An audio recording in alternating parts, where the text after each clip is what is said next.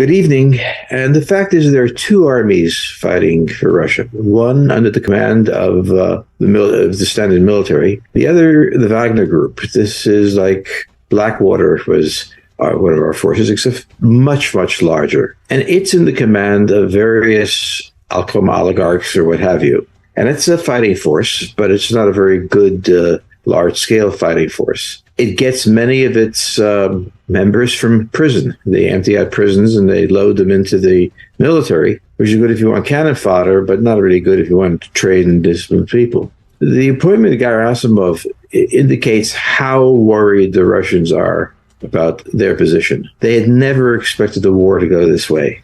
They thought the Ukrainians would rapidly crumble and ask for a peace. It hasn't. And the various commanders haven't been able to really punch into the Ukrainian forces. They've been blocked. So you usually get a new commander, but in this case, you have two armies fighting side by side. It's not clear who commands them. So it could be very disorganized. Is it okay to regard the Wagner Group as the army within as an army within the army, or is it a separate, entirely organization not answering to anyone on the battlefield? Do we know, George? Well, this history it was used, for example, in Syria. It's been used in special operations to do things, and it's not answerable to the military. It's not clear precisely what political force commands them, and it's a very large force. Right now, it's larger than the army, they say. So the answer is that there's a lot of lack of clarity on the part of this force, reflecting the underlying splits within the Russian government. Well, it's simply a bad army. It's very good at dealing with the Syrian village. It's terrible doing that, the bloodshed. But have an army is not individuals fighting. It's a ballet of a large force maneuvering. And the commanders don't have any experience in that kind of level of fighting. The soldiers aren't trained with the discipline of precisely following orders. And so the answer is that we'll see, but there's nothing in the past of the Wagner Group that makes it appear that it would be competent in such a large-scale battle and one requiring such precise action. The U.S. Congress is freshly intending to look at Ukraine, and I can imagine that our allies in NATO will look at Ukraine again. What exactly are we fighting for? Do you see this to be an increasing story for Ukraine's momentum in 2023? Of course, and it should be, and it will be. But what we're fighting for is to keep the Russians away from NATO's borders, and we have to face the fact that in this region, not just Ukraine, but Russia, is vastly corrupt. Russia is run by oligarchs who have usurped property. The Ukrainians are also from this area. They're corrupt. So if we're looking for moral rectitude, this isn't the place to go. But if you are saying, look, I don't want the Russians on the border of Poland, I don't want them on the border of Romania, well, then we're fighting for that. So from my point of view, the war is about limiting Russia's ability to reach into Europe and into NATO. In neither side are you going to find moral probity. The world island is engaged. We have a report from Washington that the U.S. is putting pressure on China not to, in any fashion, bolster the Russian economy or buy oil or supply parts. There's always the threat of secondary sanctions. To my knowledge, that's a complicated story. Is China in this war, George? Can we tell? Very little. The Chinese have great economic problems. They have issues with the U.S. naval forces offshore, and they're very far away. I mean, getting troops, getting equipment to Russia overland is difficult. Now, are they going to say that they're opposed to them? No, they're for them. And what little help, moral and otherwise, they can give, they'll give. But they're hardly a factor. This is not about Russia.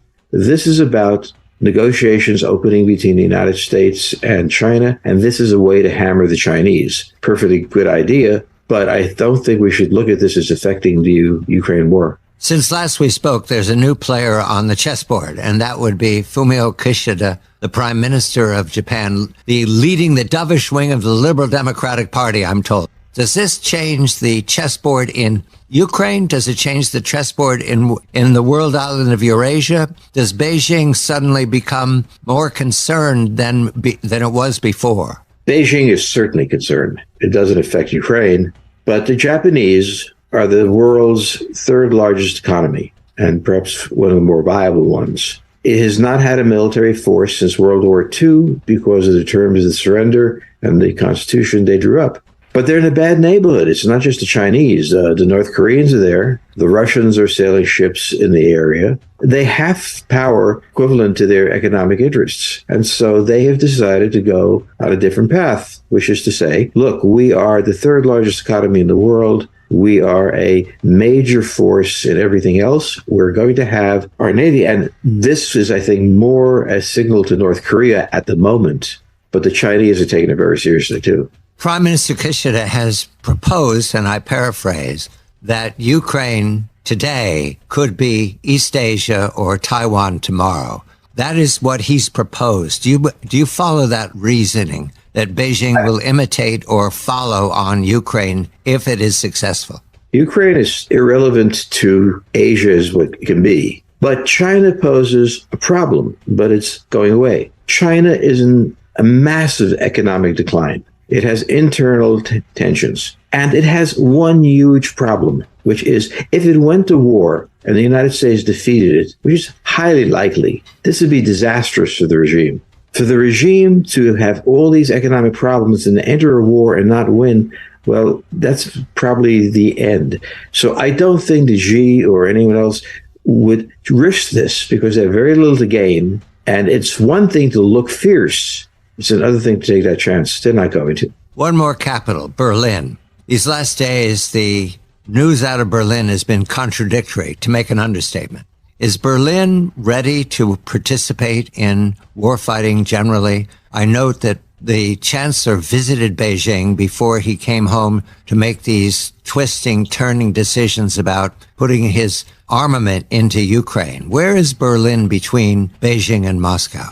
Well, firstly, the United States is not engaged in war making. They provide weapons, heavy weapons, to the Ukrainians. Will the Germans do that? Well, they have been doing that. The question on tanks comes in two forms. Firstly, they're offensive weapons. They are designed to carry a military into the heart of the Russians. Germany did not want to be the first one to do this. Did not want to be the first one to give tanks. It wanted the United States to take the lead so it could say that it was merely following NATO, not making NATO policy. The second thing about tanks is that they're kind of out of fashion. They're highly vulnerable. What we did to the Russians in the first days of the war, British anti-tank weapons, shattering the force. At this point in history, tanks are very, very vulnerable. Now, everybody has one, everybody has neckties, but deploying tanks against the Russians, who are masters of anti-tank warfare, may not be the wisest thing. But I don't think that was the primary reason that he didn't want to do it.